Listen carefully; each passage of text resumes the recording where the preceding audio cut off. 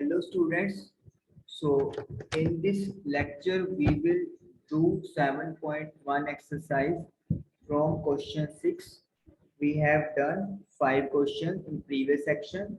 So let us do now question number 6 solution.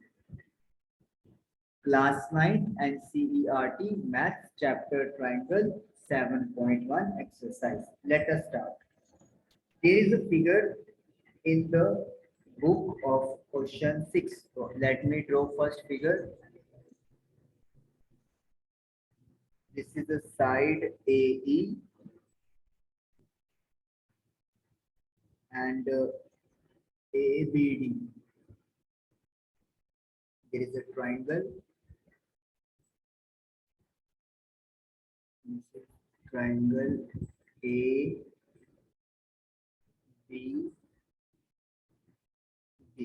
ABD.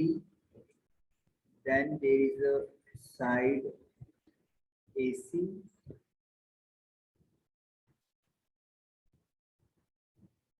This is AC. We have to extend this side like that, and then join E with D and C. Joining of E with D and now E with C. Now what are the parameters which are given to us? First of all, AE is equal to AC. AE जो है वो AC के equal है. This is AE, this is AC, they are equal. Then AB is equal to AD. AB AD के equal है. BAD, this angle, let me say 1, is equal to EAC. This angle 2. These are equal. Show that BC is equal to DE. BC, complete side, is equal to DE, this side. So I will write to prove BC equal to DE. For BC equal to DE, I have to prove that triangle ABC and triangle ADE are congruent. So that by using CPCD, I can say BC is equal to DE. So it means I have to take two triangles in triangle ABC and triangle ADE. दो triangles उठानी पड़ेगी हमें ABC and ADE. चलिए check करते हैं points. In ABC, AB is equal to AD, जो ADE का part है. This is given. In ABC triangle, you can see the angle 1 is equal to this angle 2. This is given. लेकिन जो angle 1 और 2 है वो ट्रायंगल्स जो हम लोग उठा रहे हैं ABC उसका पार्ट नहीं है. ये वाला जो एंगल है बीच में वो इस ट्रायंगल में भी शॉर्ट हो रहा है और ADE ट्रायंगल में भी शॉर्ट हो रहा है. तो अगर हम लोग इस एंगल को 3 लेट कर लें, इक्वल में हम लोग इक्वल अगर ऐड करेंगे तो इक्वेशन पे कोई फर्क नहीं पड़ता. सो एंगल 1 + 3 आपका बन गया DAC और 2 + 3 अगर आप करोगे तो it will become DAE. It means in triangle ABC, angle BAC, and in triangle ADE, DAE. These angles are equal.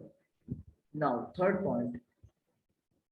In triangle ABC, AC is equal to AE of triangle ADE. This is again given to us. So we can say side, then angle, and then side. Side, angle, side. So by SAS rule, what we can say, जो triangle ABC है वो ADE triangle के congruent होगी। देखो ए के corresponding A angle आया क्योंकि 1+3 भी ए का एंगल है और 2+3 भी एंगल ए का है, तो ए के कॉरेस्पॉन्डिंग ए पॉइंट आएगा। तो फिर इसका मतलब बी के कॉरेस्पॉन्डिंग कौन सा पॉइंट होगा, डी। तो दैट इज वाई बी अगर सेकंड पे है तो डी भी सेकंड पोजीशन पे लिखेंगे, और जो एक पॉइंट बच गया उसे भी हम लोग लिख दो। If two triangles are congruent by CPCT, what we can say? BC is equal to DE, और यही आप लोगों ने प्रूव करना था। तो इस तरीके से हमारा BC equal to DE prove हो गया। इसमें आपको नई चीज क्या सीखने को मिल रही है कि जो एंगल्स इक्वल दिए हुए हैं उनमें हम लोग एक इक्वल एंगल या कॉमन एंगल ऐड करके अपना कोई भी प्रॉपर्टी यूज कर सकते हैं और कॉन्ग्रुएंट प्रूव कर देंगे। एक और चीज, अभी तक आप लोगों ने SAS के बारे में पढ़ लिया है, दूसरी चीज आपने पढ़ ली है AAS और ASC। तो आप लोग शायद सोच रहे होंगे कि इसी तरीके से SSA भी या फिर ASS भी एग्जिस्ट कर सकता होगा। ये बात बिल्कुल गलत है। अगर आपके पास दो साइड्स इक्वल है तो एंगल उनके बीच में होना ही चाहिए। कभी भी दो साइड ऑन हो और एंगल कोई तीसरी साइड के साथ हो तो ये चीज नहीं चलेगी, ये एप्लीकेबल नहीं है कॉन्ग्रुएंट में। लेकिन अगर दो एंगल और एक साइड है तब ये चीज एप्लीकेबल हो सकती है। तो इसका मतलब क्या है, SAS is valid but SSA and ASS are invalid rule. चलिए, होप आपको ये चीज समझ में आई होगी। Now let us do question number 7। What is there? AB is a line segment and P is midpoint। तो हमें यहाँ पे AB एक लाइन सेगमेंट दिया हुआ है, तो दिस इज AB, फिगर साथ साथ ड्रॉ करेंगे। P is mid point, P इसके बीच का पॉइंट है। मिड पॉइंट का मतलब ये हो गया है कि आप कह सकते हो कि जो AP है वो PB के इक्वल होगी। उसके बाद E are the points on same side of AB such that BAD is equal to AB। E एक पॉइंट है और इस तरीके से है, ये जो पॉइंट आपको लाइंस दिखा रखी है वो सारी E पॉइंट की है। तो मतलब ये जो पॉइंट है इसको अपन नाम देंगे E, और साथ में एक पॉइंट और है D का जो यहाँ से इस तरीके से यहाँ पे जाके दोबारा वो P पे मिलता है, तो यानी कि this is point D। This is P। ये फिगर कंप्लीट हुआ। अब देखिए क्या है, D and E are points on same side of AB। AB के सेम साइड पे है बिल्कुल। And BAD it means this angle, let me say this angle 1 is equal to ABE मतलब ये वाला एंगल। तो 1 and 2 एंगल्स आर इक्वल, ये given है। EPA मतलब EPA हो गया आपका ये वाला angle, late me say 3, this 3 is equal to DPB, this angle 4। तो ये भी इक्वल आपको गिवन है। शो दैट, तो आपको क्या प्रूव करना है, चलिए देखते हैं कि हमें प्रूव क्या करना है। We have to prove that triangle DAP congruent with EBP। तो DAP आप देख सकते हो ये वाला ट्राइंगल है DAP, और EBP आपका ये वाला ट्राइंगल है। कुछ चीजें तो आसान है यहाँ पे। DAP में पहले से लिखना पड़ेगा मुझे, in triangle DAP and triangle EBP, ये दो ट्राइंगल्स हमें निकालनी है। तो ये ट्राइंगल्स में AP जो है वो BP के इक्वल है। Why? P is mid point of AB। जब ए बी का मिड पॉइंट गिवन है तो फिर इसका मतलब ए पी जो है वो बी पी के इक्वल होगी। उसके बाद A B A D P में एंगल 1 ई बी पी के एंगल 2 के इक्वल है, ये हमें ऑलरेडी उन्होंने गिवन किया हुआ है। नाउ अब जो ट्रायंगल ए डी पी है उसमें आपका ये पूरा एंगल आ रहा है, ये एंगल, इसको सपोज करो 5, लेकिन हमें सिर्फ 3 के बारे में इंफॉर्मेशन दी हुई है। इसी तरीके से ईपीबी में ये 4 और 5 दोनों आ रहे हैं, लेकिन हमें 4 ही बताया हुआ है, मतलब 3 इक्वल टू 4 ये तो गिवन है, लेकिन हमें तो 5 भी साथ में चाहिए। तो जैसे आपने प्रीवियस क्वेश्चन में किया, इक्वल में इक्वल ऐड कर लेंगे दोनों तरफ। सो 3 + 5 आपका बन जाएगा ए पी डी, एंड 4 + 5 आपका बन जाएगा बी पी ई। तो अब आप देख सकते हो कि इन ट्रायंगल में ये वाला एंगल इस एंगल के इक्वल हो गया।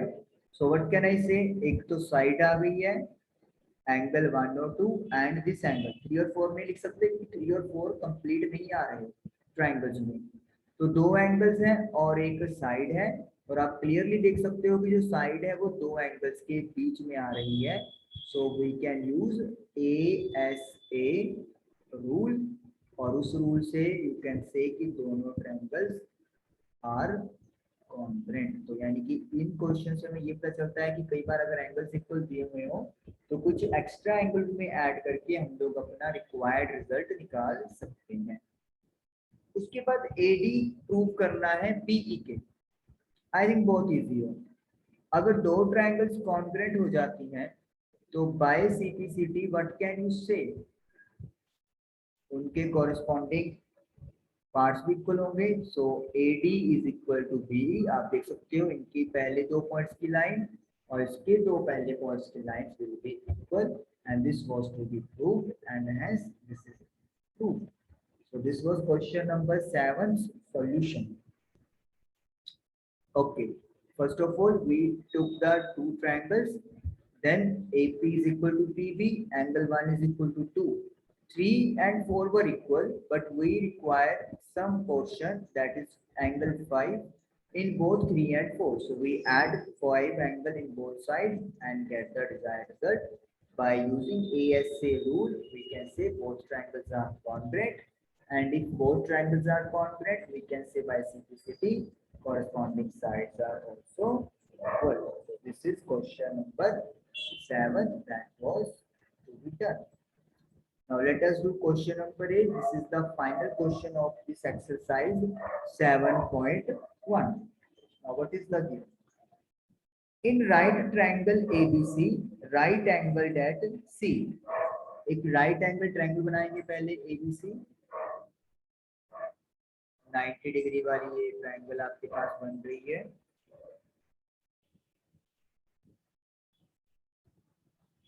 तो this is A C B, तो ये राइट एंगल है 90 का।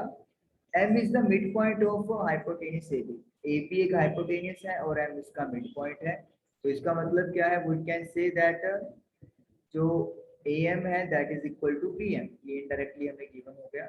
Now C is joined to M, M और C को आपस में कनेक्ट कर दिया है, let us connect them and produce to a point D, और ये यहाँ से D तक बढ़ाई गई है such that इस तरीके से कि DM is equal to CM, means CM is equal to DM, or we can say this is equal to this. D is joined to point B. Now we have to join D with B. D को B से join कर दिया. Show that. Now we have to show some points. What are they? तो पहला point जो हम लोगों ने प्रूव करना है वो ये है that triangle AMC is congruent with the triangle BMD. AMC आप देख सकते हो ये वाला ट्रायंगल है एंड BMD इज दिस वाला ट्रायंगल। क्लियर पॉइंट दिख रहे हैं मेरे ख्याल से AMC में। ओके, पहले लिखेंगे हम लोग in triangle AMC and triangle BMD। मैं ये जल्दबाजी में थोड़ा बोल रहा हूँ, लेकिन आप लोगों ने नहीं बोलना है, इसके मार्क्स कट जाते हैं। So AM is equal to PM। Why? M is mid point of hypotenuse। hypotenuse का मिड पॉइंट है M। After that DM is equal to MC, or we can say MC is equal to MD। this is given to us, ये directly given है। now you can say this angle will be equal to this angle। AMC में angle 1 let कर लो और angle 2 को let कर लो। DMB में angle 1 is equal to angle 2 vertically opposite angle. So you can say दो साइड्स आ गई, 1 2, और उनके बीच का एंगल आ गया। तो I can apply but SAS rule. SAS rule लगाने से we can say triangle AMC is congruent with triangle। देखिए A के corresponding which point will be there? O के corresponding M के corresponding M आएगा, तो M बीच में आ रहा है। अब AM जो है वो BM के इक्वल है, तो M तो कॉमन आ गया, तो इसका मतलब A के corresponding कौन सा पॉइंट होगा? B। so BMD। so this was to be proved, and first part we have proved। AM is equal to BM and CM is equal to MD, this is given, and one is vertical opposite angle। so by SAS rule you can say both these triangles are congruent।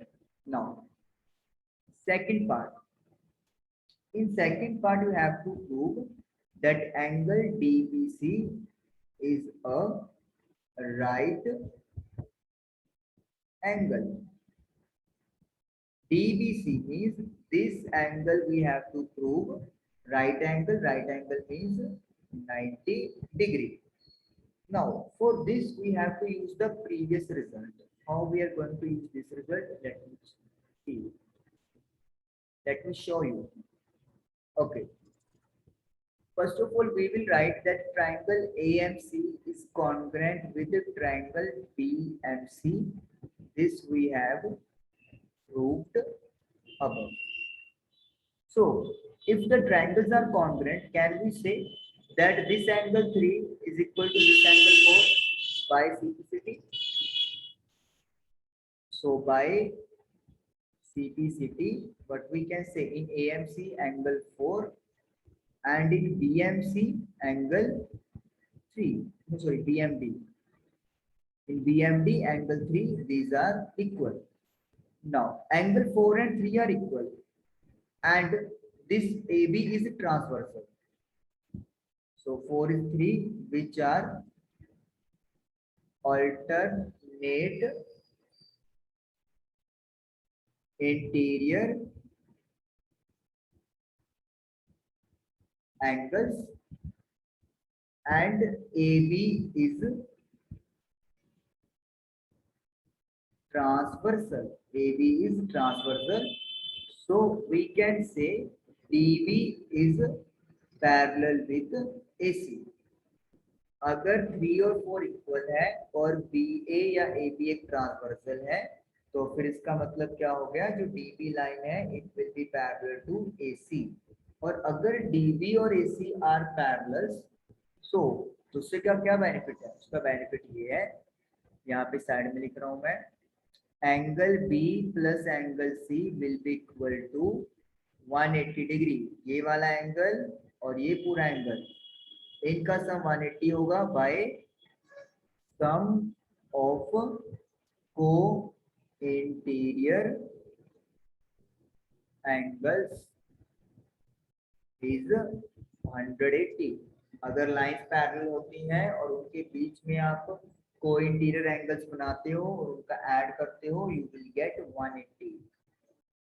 Now angle B we don't know, C हमारे पास 90 है क्योंकि उन्होंने पहले दे दिया है कि ACB एक राइट एंगल है। So angle B is equal to 180 में से 90 गया 90। तो इसका मतलब क्या हो गया कि जो आप लोगों का DBC ये वाला एंगल है वो एक राइट एंगल है। Right angle means 90 degree. देखिए पहले हम लोगों ने ये लाइंस को पैरेलल प्रूफ किया। For this we have taken angle 3 and 4 by CPCT and AB is transversal. Now अगर लाइंस पैरेलल होती है तो उनके बीच में बनने वाले एंगल्स का सम 180 होता है। सी आपको पहले से ही पता है कि वो 90 है, तो एंगल बी 180 में से माइनस करके 90 का आ गया। This is your second part. Now we will do third part. In third part, what we have to prove? We have to prove that triangle DBC is congruent with the triangle ACB. Now, DCB triangle कौन सी है? DBC ये वाला, and triangle ACB ये वाला triangle है। अब आप लोगों को आई थिंक क्लियरली है ही है कि हम लोग कौन से पॉइंट लेने वाले हैं। देखिए पॉइंट कौन से होंगे हमारे पास। सबसे पहले तो हम लोग बात करेंगे in triangle DBC and triangle ACB। आप देख सकते हो कि जो BC है वो दोनों ट्रायंगल्स में कॉमन आ रहे हैं। तो BC is equal to BC that is common. यहाँ पे आप लोग देख सकते हो DBC and ABC, BC is common.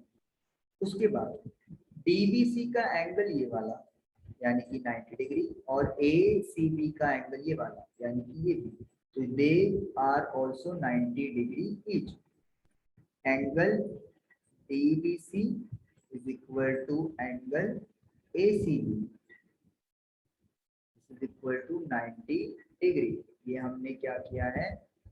Proved above किया है। तो एक पॉइंट साइड वाला आ गया, एक पॉइंट एंगल वाला आ गया। लेट अस सी तीसरी चीज क्या आएगी। अब आप लोग देख सकते हो कि ये जो साइड है DB वो AC के इक्वल है। Y?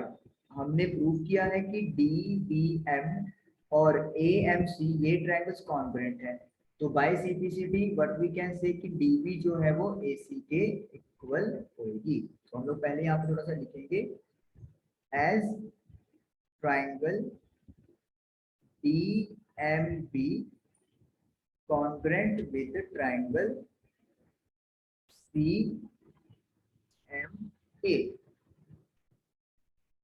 So DB is equal to AC by CPCT।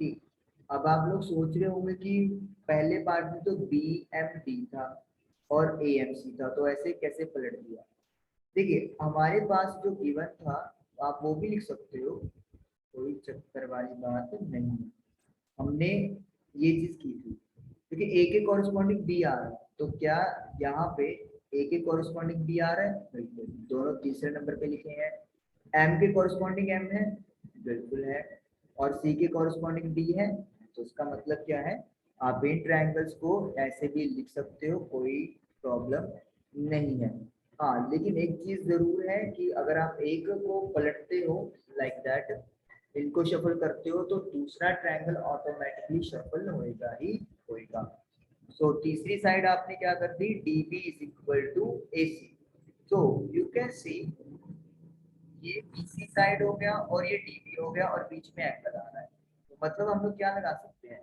Bye SAS rule we can say triangle DBC जो है वो कॉन्ग्रुएंट है ACB के, और ये हम लोगों ने प्रूव करना था। तो यानी कि हमारा तीसरा पार्ट भी क्या हो गया?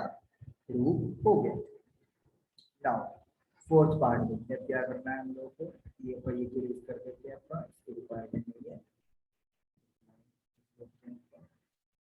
फोर्थ पार्ट करने वाले हैं अब हम लोग। फोर्थ पार्ट में you have to prove CM is equal to 1/2 AB। चलो पहले सी एम देखते हैं। सी एम है ये वाले साइड इतना, और ए बी है ये फुल साइड। चलिए अब ट्राइंगल डी बी सी जो है वो ए सी पी के कॉन्ग्रुएंट है। ये अभी हम लोग प्रूव करके आते हैं, इसी पेज पे अभी भी का रिजल्ट पड़ा हुआ है, रिजल्ट 2। तो अगर दो ट्रायंगल्स कॉन्ग्रुएंट हैं, so by simplicity what can you say, you can say BC is equal to AB। जो DC है वो AB के इक्वल रहेगी, आप देख सकते हो BC और AB they will also be equal, first last first last. Okay अब देखिए हमें AB तो चाहिए, तो हम इसे B को तो कुछ नहीं करेंगे, लेकिन DC नहीं चाहिए। क्या हम लोग DC को MD प्लस MC या CM लिख सकते हैं? हमने DC को दो पार्ट्स में स्प्लिट कर दिया, DM और MC, तो वही लिखा है DM प्लस MC। अब हमें CM चाहिए रिजल्ट में। जो MD है वो किसके इक्वल है? वो CM के इक्वल है। वाई? क्योंकि हमने ये चीज ऑलरेडी हमें गिवन की हुई है। DM is equal to CM, आप देख सकते हो ये ऑलरेडी गिवन है। CM प्लस CM 2CM, और CM निकालने के लिए 2 डिवाइड में चला जाएगा, तो this is our result, CM is equal to half of AB। तो इस तरीके से आप लोगों का फोर्थ पार्ट भी कंप्लीट हुआ। आप देख सकते हो कि इस पार्ट को करने के लिए पहले तीसरा पार्ट होना जरूरी है। जब आपके पास कॉन्ग्रुएंट ट्रायंगल्स होंगी तो DC AB के इक्वल आएगा। DC को आप स्प्लिट करके लिख सकते हो, और फिर आप जो रिक्वायरमेंट है उसके अकॉर्डिंगली इसको सब्स्टिट्यूट कर दोगे, and you can prove the result CM is equal to half of AB. So this ends your exercise 7.1 NCERT Maths class 9th। Hope कि आप इसको समझे होंगे अच्छे तरीके से, लेकिन इसको रिवीजन जरूर करिएगा, तभी आप लोगों को पता चलेगा। मिलेंगे नेक्स्ट क्लास में, till then thank you very much.